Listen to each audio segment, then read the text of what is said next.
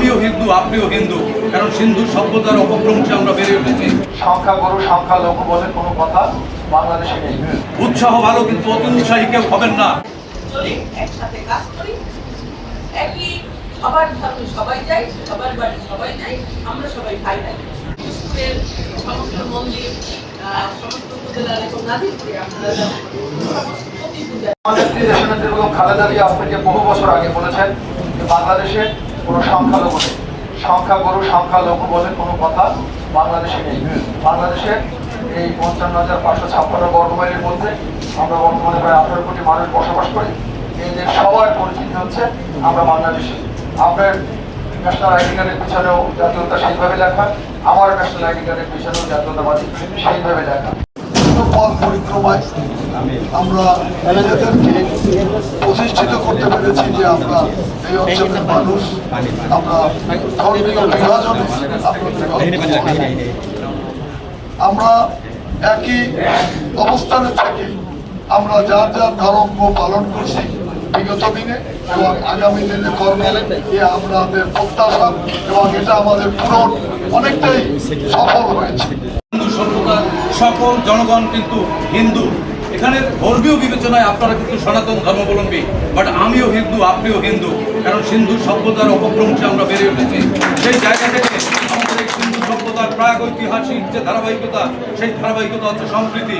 এখানে হিন্দুর রক্ত লাল, মুসলমানের রক্ত লাল, পাহাড়ি, আদিবাসী, সমতল সবাই একই রক্তের অধিকারী এবং একই মানচিত্রের একই লাল সবুজের পতাকা আমরা ধারণ করি, একই পরিচয় সারা বিশ্বে আমরা পরিচিত।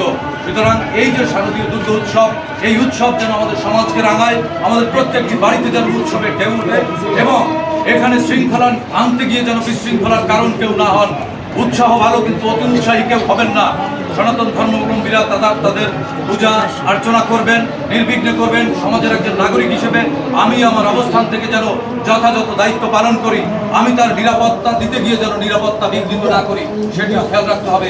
একই সঙ্গে আজকে পিরোজপুর জেলা বিএনপির যে নবগঠিত কমিটি রয়েছেন, এর আগের যারা ছিলেন এবং বিভিন্ন সহযোগী অঙ্গ সংগঠনের যারা রয়েছেন, সবাই মিলে এই সমাজের সম্প্রীতি এবং উদাহরণের জেলা হিসেবে পিরোজপুরকে আগামী দুর্গোৎসবের পরে কিসমত ভাই বলেছেন আরেকটি অনুষ্ঠান হবে, সেই অনুষ্ঠানে সবাই মিলে হাসবো, সবাই মিলে আনন্দ করব, সেই প্রত্যাশা ব্যক্ত করে আমি আমার বক্তব্য শেষ করছি।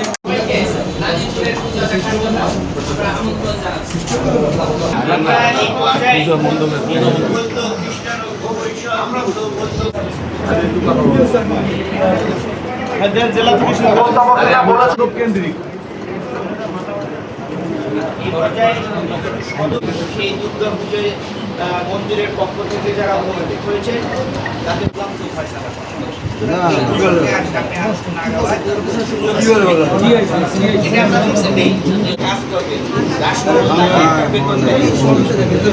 যে লোকটা ব্যবস্থা এটা আমরা সব মন্দিরের পক্ষ থেকে দিয়ে থাকি।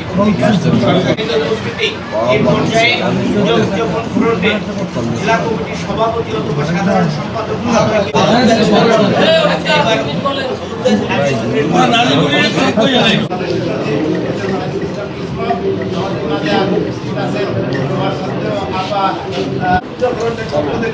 জানাই শারদীয় শুভেচ্ছা। তো পূজা উপলক্ষে